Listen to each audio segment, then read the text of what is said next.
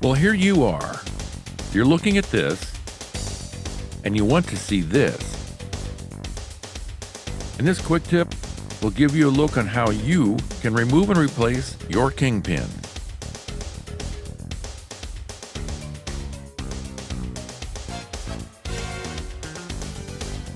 The first step in breaking down the spindle is removing those old kingpins.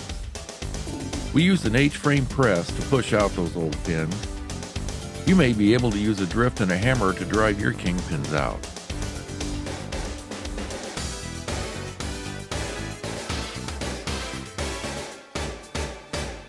If you don't have the equipment to do this, get with a local speed or machine shop, and they can take care of this for you.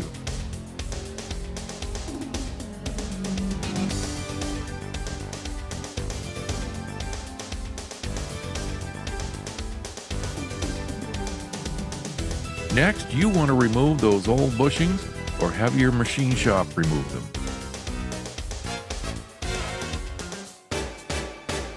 This is what you should have in a new kingpin kit.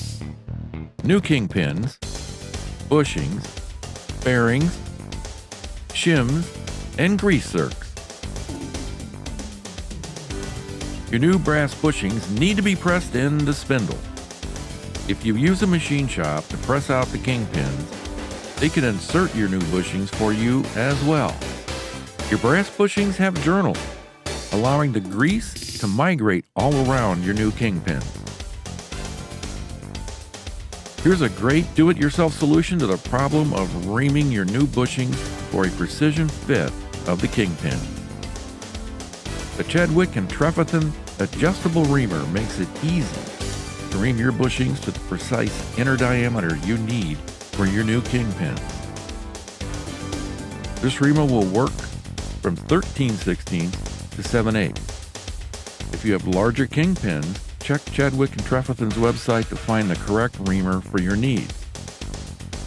A good set of calipers will help you determine and set your reamer to the exact diameter.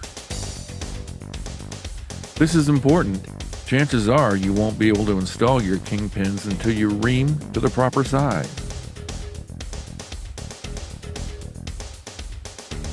The kingpin should be able to be pushed in by hand without any slop or looseness. This is all done by hand. Secure the spindle in a vise, lubricate the reamer as you turn in a clockwise rotation. Refer to the reamer instructions for proper use. A link to the Chadwick and Trefethen's website will be listed in the comments section below this video.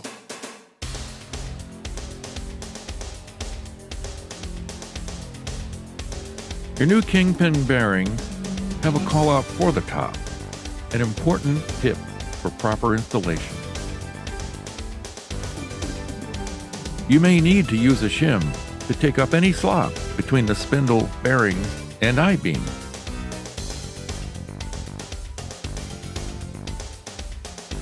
You're done. It looks harder than it really is.